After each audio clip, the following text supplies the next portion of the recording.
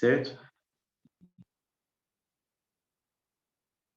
Boa noite para todo mundo. Espero que vocês estejam bem, tenham uma boa semana, estejam tendo uma boa semana. Vamos para a nossa quarta aula hoje, né, de Geografia Física. O tema de hoje vai ser Estrutura Geológica e Dinâmica da Crosta. É um tema muito importante. Nós tivemos a introdução desse tema na semana passada. A aula da semana passada foi bem curta, mas ela foi essencial para a gente conseguir entender esse processo aqui que nós vamos ver hoje. Primeiramente, vamos falar da estrutura geológica da Terra. O assoalho terrestre é constituído de rochas que se formam por agregações de minerais. Então, são vários minerais juntos. A riqueza mineral está associada na constituição do relevo de um determinado local. Os minerais são substâncias químicas puras, por exemplo, o potássio, o ferro. E as rochas são junções desses minerais. Então, isso é importante a gente ver. Os minerais podem ser metálicos, como ouro, ferro, não metálicos, como enxofre, potássio, ou energéticos, como petróleo, carvão mineral, urânio, entre outros. Aqui nós temos um exemplo do mineral de ouro, né? É um metálico, aqui temos um mineral não metálico. Vocês conseguem ver o cursor, né? As rochas podem ser compostas por um mineral, então elas são monominerálicas, ou mais de um mineral, poliminerálicas. E também várias outras substâncias naturais e até restos biológicos, como o petróleo, o carvão mineral, possuem muitos restos biológicos, né, de plânctons, entre outros. Os tipos de rochas, isso é muito importante para a gente ver a composição do solo. Podem ser rochas magmáticas ou ígneas, elas são rochas formadas pela atividade vulcânica diretamente. Então, elas constituem a base dos continentes. Elas podem ser de dois tipos, intrusivas, plutônicas, outro nome para intrusivas, né?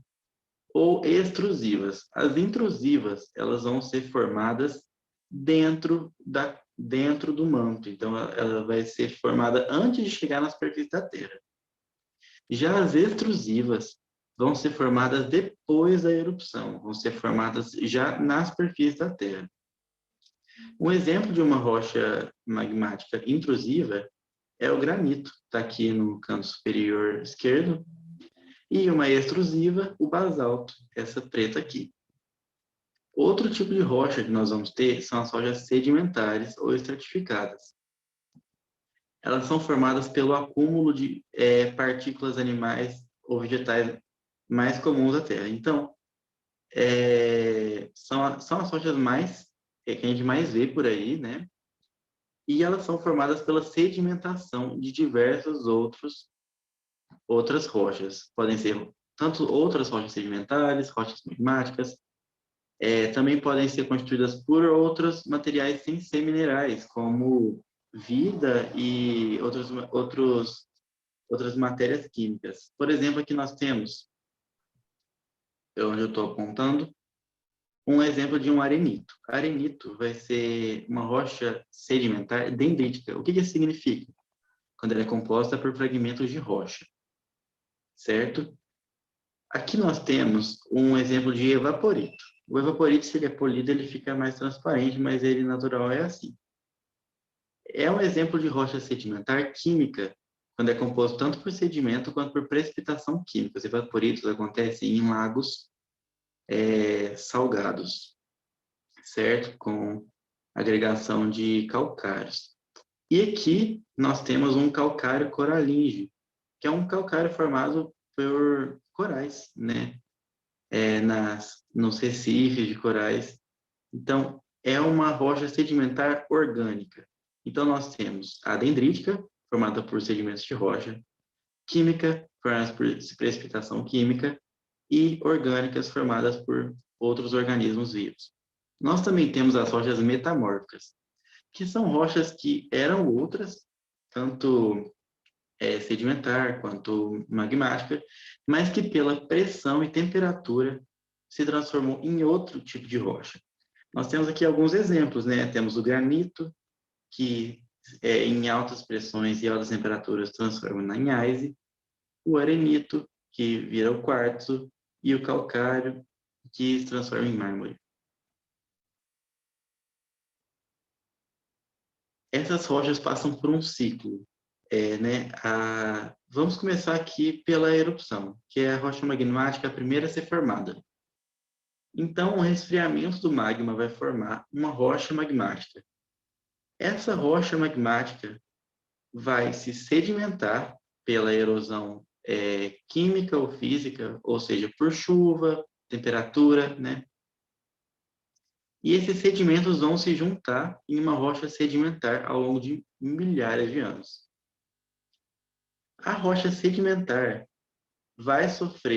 a rocha sedimentar ou a magmática vão sofrer pelo calor e a pressão e podem se transformar numa rocha metamórfica, que por sua vez também pode se sedimentar, formando rochas sedimentares, ou pode se fundir, formando o magma, que depois vai formar uma rocha ígnea. Então, é um ciclo que uma rocha vai se transformando na outra. Mais uma vez, a sedimentar pode se fundir, pode ser comprimida, né, pela pressão e pelo calor, transformando metamórfica, assim como magmática.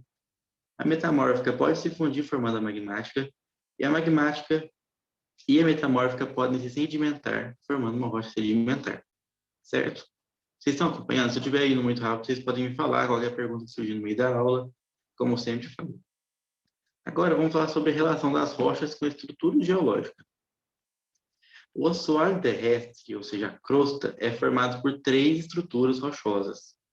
Essas são os escudos cristalinos, as bacias sedimentares e os dobramentos modernos. Os escudos cristalinos são o tipo mais antigo. Eu só mandou alguma coisa no chat? Tá bom.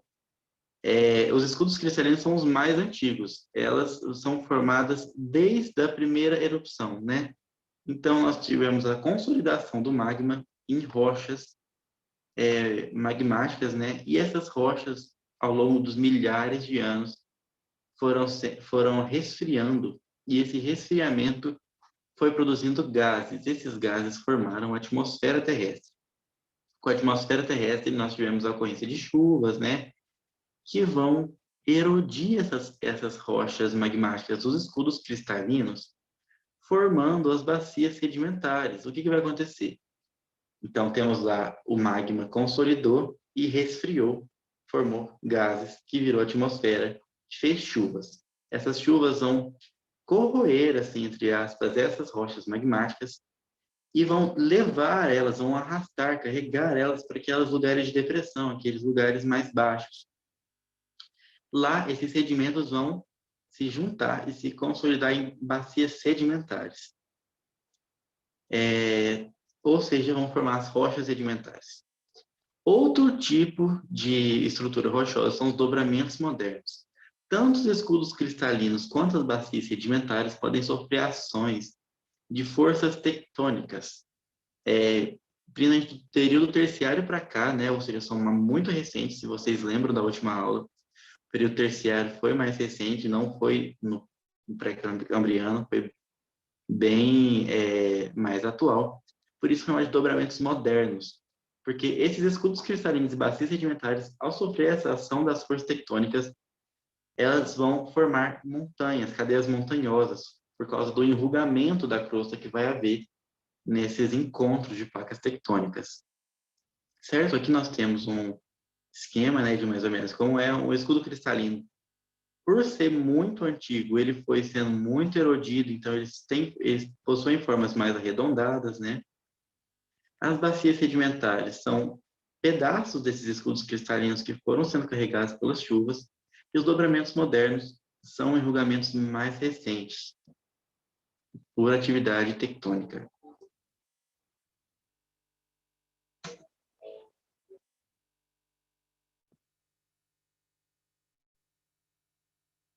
Agora, as características da estrutura geológica. Os escudos antigos podem ser chamados também de escudos cristalinos ou maciços cristalinos. eles foram originados na era pré-cambriana, por rochas cristalinas magmáticas e ou metamórficas. Estão associadas à presença de minerais metálicos. Elas são resistentes, estáveis e estão muito desgastadas. No Brasil, a gente consegue ver, principalmente na nossa região. Nós estamos em uma região de um escudo cristalino, um escudo antigo. Né? Minas Gerais, os mares de Morros, indo mais próximo, né? Do Rio de Janeiro, por exemplo. Também temos, que é o escudo brasileiro. Também temos o escudo das Guianas, lá bem no norte do país. E esses escudos apresentam formas arredondadas. A gente vê que nós não temos picos muito acentuados aqui, picos rochosos acentuados aqui nessa nossa região. E a presença de minérios metálicos. Minas Gerais é um grande exemplo disso, né? Que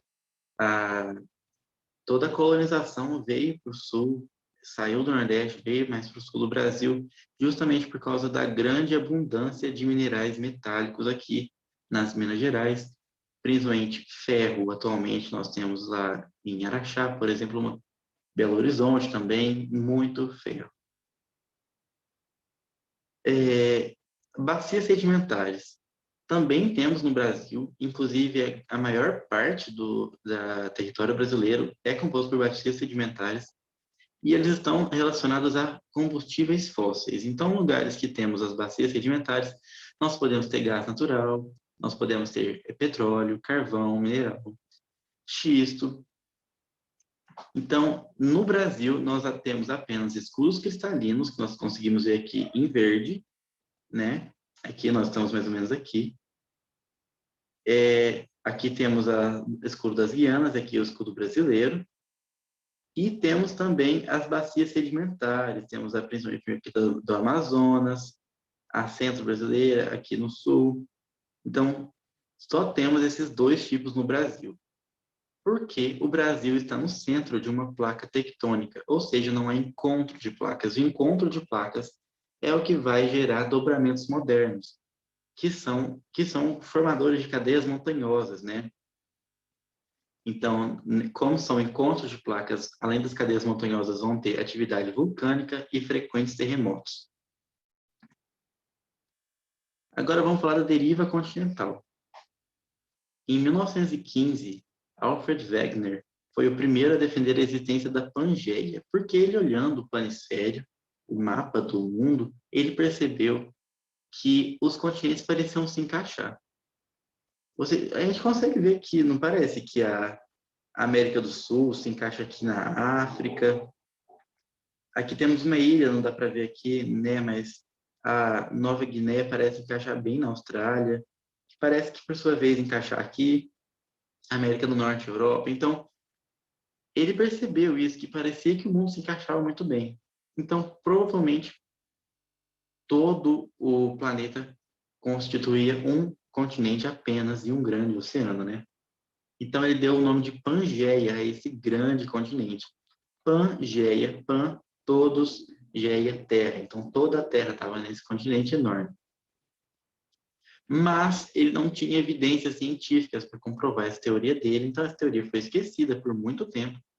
E apenas na década de 50, novas tecnologias permitiram constatar a teoria tectônica das placas, que basicamente dizia que a crosta terrestre é dividida em várias placas tectônicas, que estão se afastando, convergindo e deslizando entre umas das outras, né?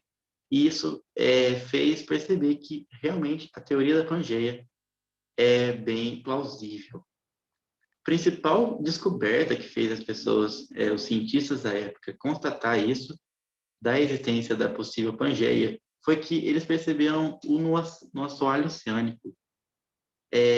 A crosta era mais jovem. A gente viu na aula passada também que a crosta oceânica ela é mais jovem e mais densa do que a crosta continental.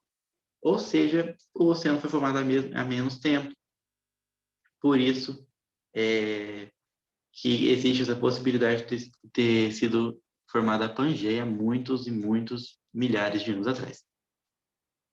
Então, aqui no período Permiano, nós tivemos a Pangeia. No Triássico, ela já foi dividida em dois grandes continentes, né? a Laurásia ao norte, a Gondwana no sul. No Jurássico, ela já estava mais ou menos se separando, né? Mas as Américas não estavam conectadas. No Cretáceo ainda não, mas já estava bem mais separada a América do Sul da África. E aqui nós temos a Índia, sim, isso aqui é a Índia que vai se conectar aqui na Ásia. E aqui temos a Austrália, isso aqui não é a Austrália. Nós vamos ver, por exemplo, que depois, mais para frente a gente vai ver como que a Índia conectada com a Ásia fez essa junção de duas placas continentais formando o Himalaia. Nós temos aqui a Austrália e atualmente nosso planeta é mais ou menos assim, certo? As correntes de convecção vão ser os grandes responsáveis por esse movimento da placa. Então, a crosta continental está assentada sobre placas que se equilibram na astenosfera. Se vocês lembram da aula passada, a astenosfera é a camada mais superior do manto, que nós temos um líquido viscoso, né, que a gente chama de magma. E o que vai movimentar essas placas são as correntes de convecção. Vocês já estudaram convecção em física, ou ainda vão estudar. Se vocês não prestaram atenção, espero que estudem, porque isso é muito importante, tanto na física quanto na geografia. O que vai acontecer? O que é mais quente, quanto mais quente, se expande. Se expandindo, vai perder a densidade. Coisas menos densas vão subir. Nesse princípio, a gente vai ter que, nas regiões mais profundas do manto, nós temos as temperaturas mais altas. Com isso, o líquido viscoso vai perdendo densidade, vai ser menos denso e vai subir. Por sua vez, o que estava no topo vai descer, porque estava mais frio, né? E vai aumentar a densidade. Quando chegar, não sei se vocês estão conseguindo me ver, a minha câmera está travada? Porque para mim tá. Mas tá. Então, o mais quente que está no fundo vai subir, o que está mais frio no topo vai descer. Quando esse mais frio chegar no fundo, vai se esquentar novamente e o que está em cima vai descer. Então, vai fazer esse ciclo para sempre, esse ciclo de convecção, se esquentando e resfriando, fazendo esse ciclo que vai fazer o movimento das placas. Mas o que mantém a crosta sobre as placas, para elas não afundarem, por exemplo, e sermos invadidos por magma de todos os lados? É a isostasia, que defende esse equilíbrio dos blocos continentais sobre a atmosfera. Então, quanto mais espessa a crosta, mais estável. Agora nós vamos falar sobre as placas tectônicas propriamente ditas, né?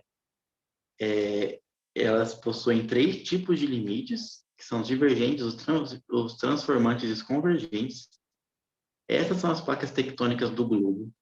Nós estamos aqui bem no meio da placa sul-americana. Então, nós, como eu já disse antes, não temos encontro de placas. Por isso, no Brasil, não há dobramentos modernos. E se você quiser perceber, todo lugar com dobramentos modernos vai ter encontro de placas. Por exemplo, aqui nós temos a Cordilheira dos Andes, encontro da placa sul-americana com a de Nazca. Nós temos aqui o Himalaia, que eu falei para vocês, que é o encontro da placa indiana com a placa euroasiática. O Japão aqui, nós vamos falar bastante sobre a placa das Filipinas, é a placa euroasiática, que é a convergência de uma placa oceânica e uma continental. Aqui na América do Norte nós temos as montanhas rochosas, né? Então temos esse encontro da placa do Pacífico com a placa norte-americana. Então sempre que nós vemos montanhas, vamos ter encontro de placas.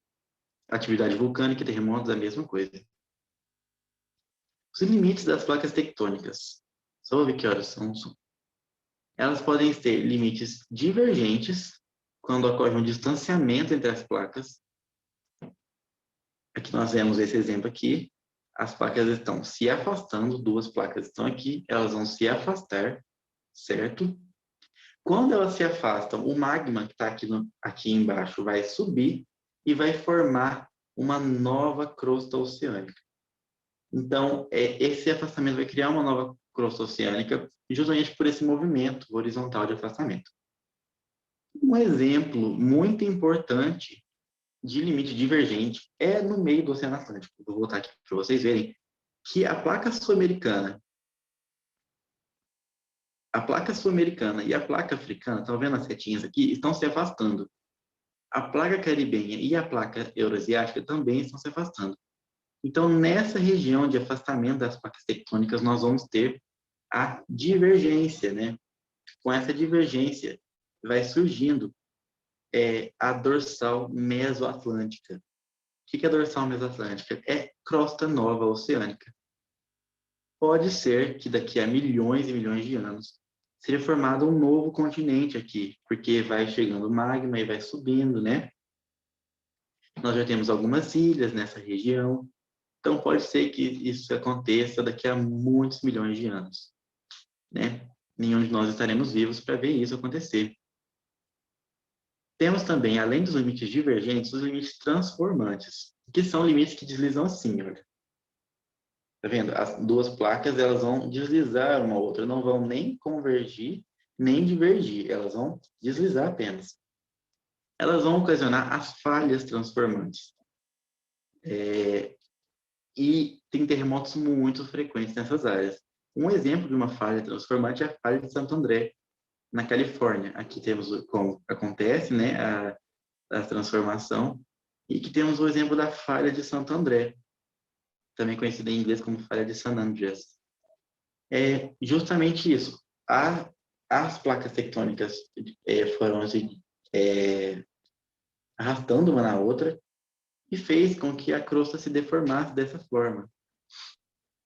E agora, o último exemplo que nós temos aqui são os limites convergentes. Os limites convergentes são placas que se encontram, elas vão se encontrar. Quando elas se encontrarem, elas vão fazer assim. Elas vão se fundir, se juntar e fazer umas montanhas muito grandes. Então, acontecem quando duas placas se movimentam em direção à colisão. Elas podem ser de 3 tipos. Convergência de duas placas oceânicas, convergência de uma placa oceânica e uma continental, convergência de duas placas continentais. O que a gente precisa saber que vai ser importante para isso? Lembram da aula passada que eu disse que as placas oceânicas são mais densas? Eu também falei nessa aula, né, sobre a densidade maior das placas oceânicas. Então, as placas oceânicas, elas vão mergulhar as duas juntas, assim, formando uma fossa. Por exemplo, a fossa das Marianas. Mas também temos a fossa do Japão, que é o exemplo que eu vou dar na próximo slide, né? Temos uma imagem. Então, olha aqui. Essas placas oceânicas, elas vão fazer assim, formando a fossa do Japão. Quando elas fazem assim, uma pequena parte se levanta, né? Formando vulcões, e esses vulcões vão formar as ilhas oceânicas, chamadas de arco de ilhas. O Japão é um exemplo disso, né? São várias ilhas que são os arcos de ilhas, próximos ao fossa do Japão, e justamente o encontro de duas placas oceânicas. Também temos a convergência de uma placa oceânica e de uma continental. A oceânica é mais densa e a continental é mais espessa. A oceânica vai passar sob a continental. Quando ela vai fazer isso, nós vamos ver que ela vai deformar essa continental, fazendo movimentos, vai fazer um movimento de deformidade, de enrugamento, né, na placa continental. Aqui nós temos a fossa do Peru do Chile, quando a placa de Nazca continental mergulha sob a placa sul-americana. Não, a placa de Nazca, desculpa, ela é oceânica. Mergulha sob a placa sul-americana, formando a Cordilheira dos Andes, que é o enrugamento dessa placa sul-americana. Certo? Nós vamos ter também a convergência continental-continental, que são de duas placas continentais. Que nem eu falei, né? As placas vão se aglutinando, resultando numa grande cadeia de montanhas dessa forma. Temos aqui um exemplo do Himalaia, né? Que é a placa indiana com a placa euroasiática, vai formar a maior cordilheira de montanhas que nós temos no planeta, né? Aqui nessa imagem temos um esqueminha mostrando mais ou menos como é. Temos a placa continental e duas placas continentais, e elas vão se colidindo e formando montanhas, geralmente as mais altas. Essa é a nossa aula de hoje. eu queria que vocês interagissem mais comigo e eu reservei esse tempo no final da nossa aula, nós temos mais 10 minutos, para duas coisas. Uma é para meio que xingar vocês, porque vocês não estão respondendo às questões que eu estou mandando. Eu devo parar de fazer? Vocês não estão interessados nos exercícios que eu estou mandando? Eu estou mandando esse exercício em todas as aulas, nós fazemos. Se vocês não estiverem interessados, eu paro de mandar, porque é desnecessário eu ficar tendo que ter esforço desnecessário. Eu fico, às vezes, de madrugada fazendo listas para vocês. Outra coisa, vocês podem sempre tirar dúvidas comigo, falar no chat, eu vejo o chat sempre que eu posso. Eu tenho que xingar, porque apenas 17 pessoas participando. Vocês que estão aqui, eu sei que vocês são os mais participativos, vocês que estão nas últimas aulas, são os que perguntam às vezes quando tem dúvida, né, e que interagem comigo no chat. Muito obrigado por isso. Assim eu sei mais ou menos o que a gente pode fazer, né? Sim, se vocês quiserem, eu acho que tem alguns novos, né, no grupo. Eu vou mandar para vocês todas as listas anteriores e os slides. Para quem está novo aqui, não tem problema atrapalhar. Eu já falei que eu não importo, tá? Mas se vocês tiverem dúvida, vocês têm alguma dúvida sobre a minha aula de hoje ou sobre as outras aulas, já que vocês não quiseram atrapalhar? Ah, que bom. Vocês que estão aqui nem são o problema, temos muitos novos também. Eu vou mandar a lista de exercícios passadas e os slides anteriores, também podem ver no YouTube, eu sempre posto no YouTube. E pode falar, o que move as placas? E vamos voltar nesse slide aqui. Muito boa pergunta. O que vai mover as placas vai ser essas correntes de convecção que eu mostrei nesse slide aqui. Aqui. Que nem eu falei. O que vai acontecer? No manto, nós vamos ter esse líquido viscoso, que é basicamente rochas derretidas, certo? No núcleo, é a parte mais quente que nós vamos ter. Isso, a lava. A parte mais quente que nós vamos ter é no núcleo. Quanto mais fundo, a reunião vai remédio. Quanto mais fundo, mais quente. Então, a lava que está mais próxima do núcleo vai se aquecer mais. Desculpa só um minutinho aqui. Vai se aquecer. Quando a lava se aquece, ela vai expandir e vai subir, porque ela vai ter uma densidade menor. Então, ela vai subir. Então, a lava mais quente, que está no fundo, sobe. Enquanto isso, a que está no topo, está mais fria, ela tem maior densidade, ela vai descer. Então, vai acontecer esse movimento aqui. Quando isso acontece, a lava que estava em cima e veio para baixo vai se esquentar, vai aquecer e vai fazer a mesma coisa. Ela vai diminuir a densidade, vai subir, e essa aqui que esfriou vai descer. Então, vai ter esse movimento de lava mais fria, vai descendo para se esquentar de novo, e a quente vai subindo e se esfriar e descer de novo. Então, vai fazer esse movimento aqui, que na astenosfera, que vai fazer o movimento das placas.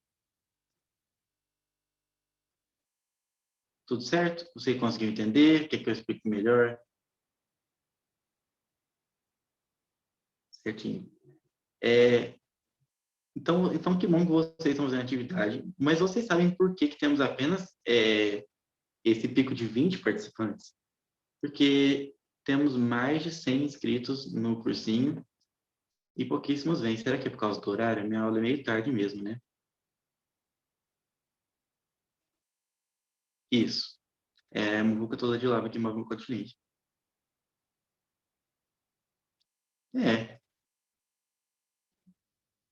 Muito estranho mesmo. Mas pode ser por causa do tempo. Nas aulas do YouTube está tendo bastante gente. Até eu vi, tinha uma lá com umas 60 visualizações, então talvez eles não podem ver agora. Mas a questão dos exercícios, vocês estão tendo dúvidas nenhuma nos exercícios? Pode me perguntar no privado, no grupo. Eu não importo, de verdade. Já tiveram alguns alunos que me perguntaram. Fiquei muito feliz, que significa que vocês estão prestando atenção, que vocês estão interessados. Eu vou mandar mais exercícios sobre essa aula, provavelmente amanhã. E também vou reenviar, né, os exercícios anteriores, os slides anteriores, para quem entrou agora. Eu vi que muitos entraram agora no grupo. Certo? Então, boa noite para vocês. Mais alguma dúvida, mais algum comentário? Pode falar, Fernanda.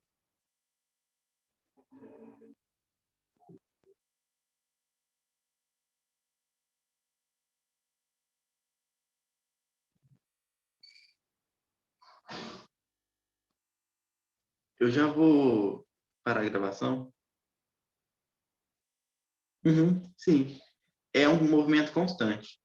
A Fernanda, não sei se vocês estão vendo no chat, a Fernanda perguntou se no futuro mais ilhas podem acabar movendo.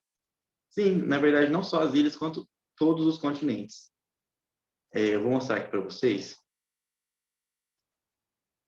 Se conseguir passar o slide, né?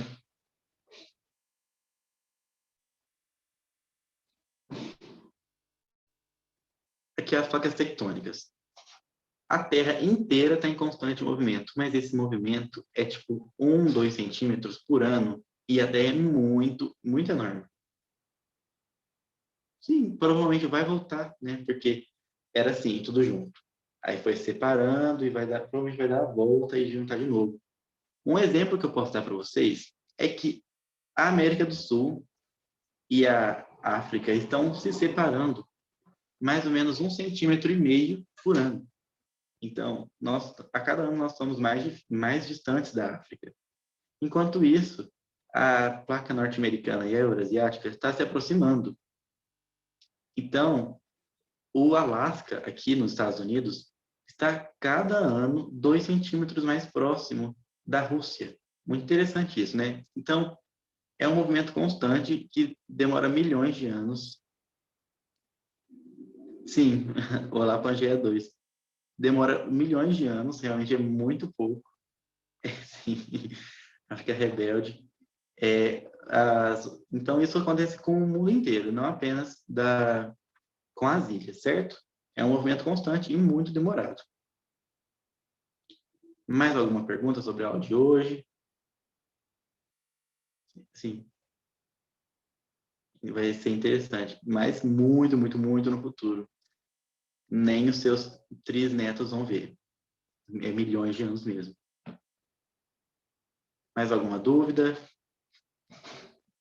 Nós temos ainda 4 minutos antes do Zoom me cancelar aqui. Se não, é isso. Muito obrigado pela presença de vocês 16 que estão aqui até agora. Eu gosto muito de vocês que estão vendo as aulas, que têm interesse. Eu passo o exercício com muito prazer para vocês. Só às vezes é estranho poucas pessoas participarem, não ter esse feedback dos exercícios, tanto os feedbacks das aulas também.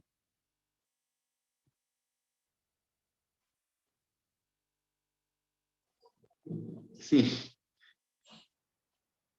sim. Na aula passada, se você não viu a aula passada, tem no YouTube, tá? Eu mostrei que o núcleo é a parte mais quente, né? E a parte mais densa também. Muito obrigado, Yasmin. Então, eu vejo vocês nas próximas aulas, toda terça-feira, 9h50. Muito obrigado pela presença de vocês. Boa semana. Boa noite para vocês também. Até mais. Vou parar a gravação.